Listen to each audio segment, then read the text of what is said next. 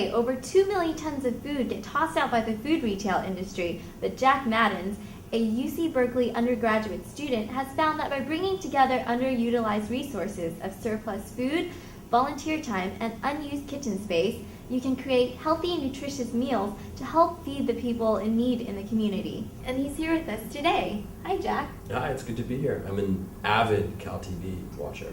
Really? Well, thank you for being here today.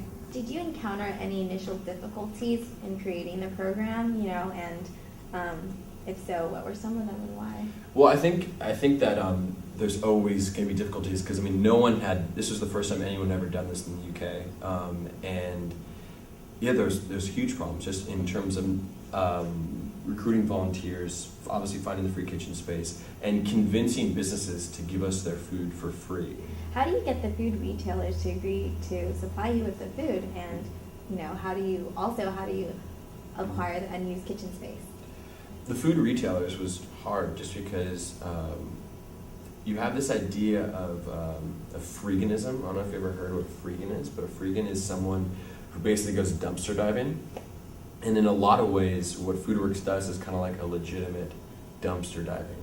Basically, every UK retailer looks at a space, so they have a sell-by date and a use-by date. And the sell-by date is typically about 3 days before the use-by date. And so there's this space where they have all this food that they have to throw out legally. But if we can get in there and we can get that food, we turn into meals for people.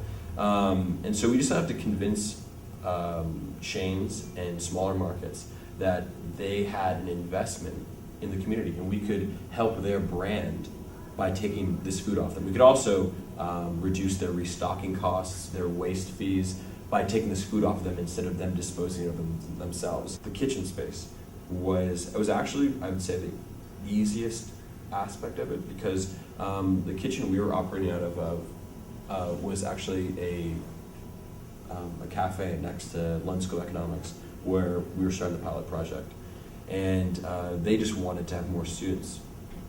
They just had opened and they wanted more student involvement in their cafe. Is it these smaller local grocers or larger supermarkets that contributed most to FoodWorks? We worked a lot more with bigger retail chains just because in making those partnerships, we could then disseminate those partnerships to all of our projects. Whereas making partnerships with local stores takes a lot of time.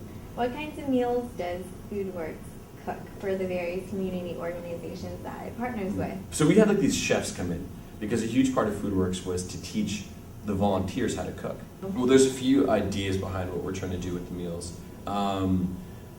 First off, they're all vegetarian. So the idea is that we create a 3-course vegetarian meal.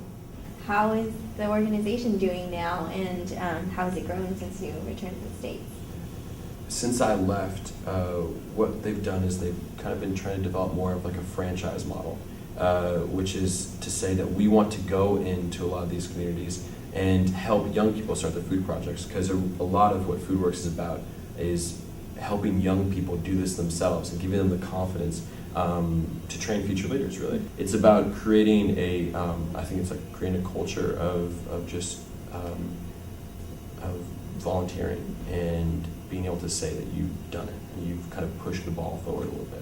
Giving back and reducing waste. Okay, thank you. I think that does it for our interview today. Thank you. Thanks for taking the time to be on the show. Yeah.